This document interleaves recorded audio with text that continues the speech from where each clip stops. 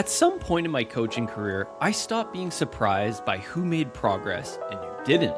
And the moment that happened, I realized something uncomfortable. You can predict outcomes, not perfectly, but well enough before the first session, before the first check-in, before anyone has shown you a single food log or training split. Not based on genetics, not based on motivation, not based on how badly someone wanted it. Based on what their actual week looks like. The real one. Not the planned version, the one that happens under pressure, when life shows up and the plan goes sideways. That version. Because that's the version that controls your results. That's what this episode is talking about. So here's the thesis in one sentence. Your results are not determined by your best day. They are determined by the invisible systems you've built on your worst one. Sit with that for a second. Because most people are optimizing for their best day. A better program, better macros, a sharper morning routine. And none of that is useless. But the best day doesn't drive outcomes. The average Tuesday does. The Friday evening does. The Sunday when the plan falls apart and there's nothing in place for that moment, that's where results are actually decided. And most people never look there. Most people think their fitness is a motivation problem. I understand why. When things are going well, you feel motivated. When things break down, you feel unmotivated. The assumption becomes, if I just had more drive, the results would follow. And after nearly 15 years, watching people navigate real lives, I don't believe that. Motivation is like weather. It changes daily. You can't schedule it. You can't store it. You cannot build a reliable outcome on top of something that's unpredictable. Routine is infrastructure. It runs whether you feel like it or not. It makes the decision before you have to even make it. And here's what I've learned. The people who make the most sustained, lasting progress are not the most motivated people that I've worked with. They are people who have built the best infrastructure for their worst days. That shift matters. From managing your motivation to designing your environment. From hoping the weather cooperates to building roads that work in any conditions. That's the whole episode in one idea. So what does infrastructure actually look like when someone's watching? After nearly 15 years, I've narrowed it down to 7 things. Not 7 habits, not 7 tips, 7 windows into someone's real life that together will tell you the most about what you need to know about where they're headed. And here's what makes this helpful. You don't have to guess. These things are visible. They show up in the kitchen, the calendar, the sleep schedule, the way someone talks about themselves. They're not hidden. They're just not what most people are looking at. Think of these as the 24-hour audit. The things I'd notice if I was watching your actual day. Window 1 is sleep timing. And I want to be precise here because most people get this wrong. The conversation is almost always about duration. How many hours did you get? Are you hitting 8? Most people aren't. Fine, but here's what I've learned in practice and what the research backs up. Timing matters at least as much as duration, and most people never think about it. When your sleep schedule shifts significantly between weekdays and weekends, it creates what researchers call social jet lag. And the numbers on this are striking. People with more than 1 hour of difference between their weekday and weekend sleep timing are 1.7 times more likely to have metabolic syndrome, independent of total hours slept. Think about what that means. Your circadian rhythm governs your cortisol, your appetite hormones, your insulin response, your recovery. When it gets disrupted consistently, all of those things shift. I've started framing it in this way for clients. If you flew from London to New York every Friday and then flew back every Monday, you'd know exactly why you felt rough on Tuesday. You'd call it jet lag. That's your sleep schedule. Same mechanism. You're just doing it voluntarily at home. When a client's training quality drops unexpectedly, hunger spikes, and they tell me they've just had a bad week. The first thing that I'm going to look at is their sleep timing. And more often than not, it's because their schedule has drifted. It's not a bad week. It's a bad schedule. Window 2 and 3 I'm pairing together because they're both versions of the same truth. Your environment is not neutral. Start with food. When I look at a client's kitchen, I ask 2 questions. What's on the counter and what's in the cupboard? Because what's on the counter is what they eat and what's in the cupboard is what they intend to eat.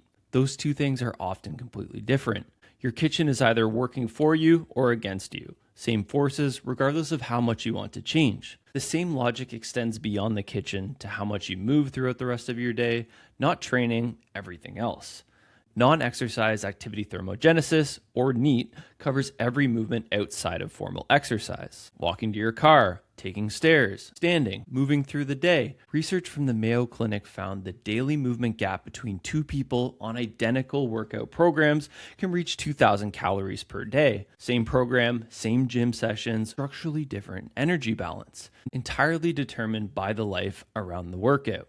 Most people never measure that gap. Most wearables already track it. Window 4, training friction, which I defined as how much stands between you and actually doing the session. I've watched people design excellent programs they never follow because the logistics don't hold up under real conditions. For example, their gym is 25 to 30 minutes away. In June, that's fine. In February at 6 p.m. after a difficult day and it's snowy out, it's not happening. The bag isn't packed. The habit isn't even attached to anything. Every single session requires a fresh decision, and fresh decisions are where habits go to die. And here's something worth knowing. Habits automatically take an average of 66 days to develop and range from an enormous 18 to 254 days. But what actually predicts habit formation isn't the number of days, it's early consistency. Research tracking exercise beginners found that consistency in the first 28 days was the strongest predictor of 12-month adherence. Not intensity, not volume, not program quality, consistency in the first 4 weeks. That's the window I watch with every new client, because the behavior anchors in month 1. The structure tends to hold. If it doesn't, you're rebuilding from scratch every few weeks. The line I keep coming back to is the best program you don't follow is worse than the average program you do. I've watched people do math for years and keep choosing the better program. And then comes the weekend math. Briefly on stress. When someone's nervous system is chronically overwhelmed, the body is not prioritizing fat loss. It's prioritizing survival. And in that state, adding more usually makes things worse, not better. Now the weekend, because this is where a lot of people's results actually break down, 5 clean weekdays and 2 abandoned weekends does not work mathematically. Research found that every 100-calorie increase in daily variability across the week predicted less weight loss over time. The weekdays weren't the problem, the weekends were. The Monday restart cycle, next week, strong starts, holds through Thursday, then Friday night arrives, defaults take over, and by Sunday, nothing's been managed. Monday comes around again. Tell me what you do when the plan falls apart. That answer tells me more about your results than the plan itself. Window 7, the quietest signal, and possibly the most predictive one I know. Watch how someone talks about themselves. I'm trying to get fit means that's a goal statement.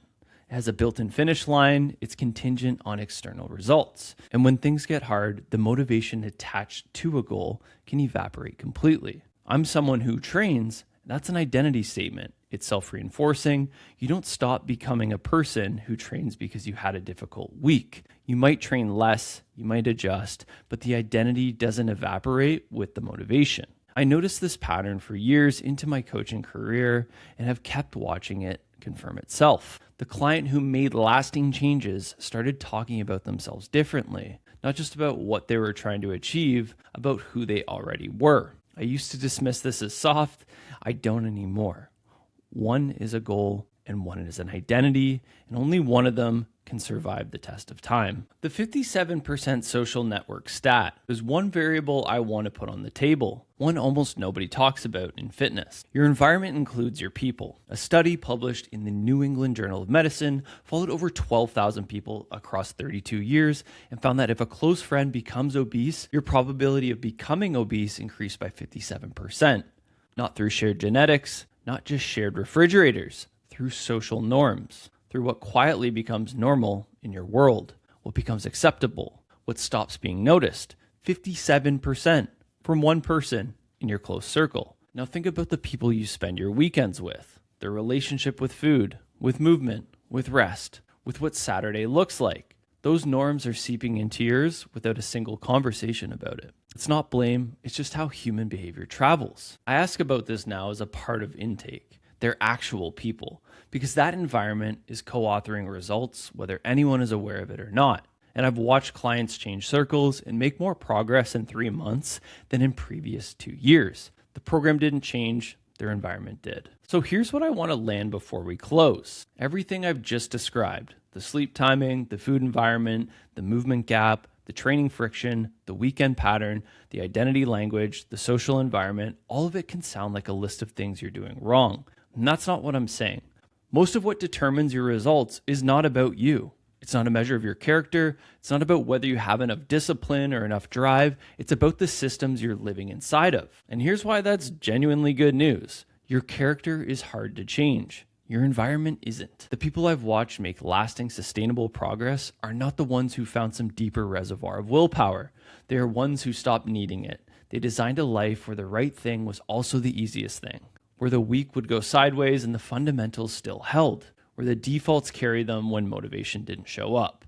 That's the target, not perfection, not more discipline, better results. So before I let you go, 3 questions, not 10 things to change, 3 things to sit with this week. The first question, what does your environment make the easiest choice in any situation? Not what do you want to choose, what does the environment make easy? The second, what does your week look like at its worst? Not its best, because your worst week is a more honest predictor of your results than your best one. And the third one, is the way you talk about yourself consistent with the person you're trying to become? You don't need a new program. You need an honest look at the system your program has to live inside. Your routine doesn't lie. It never has. The only question is whether you've been paying attention to what it's been telling you. If this episode helped you, share this with someone who might need to hear this message. If you're not following me, I'm on Instagram at Mike_E23.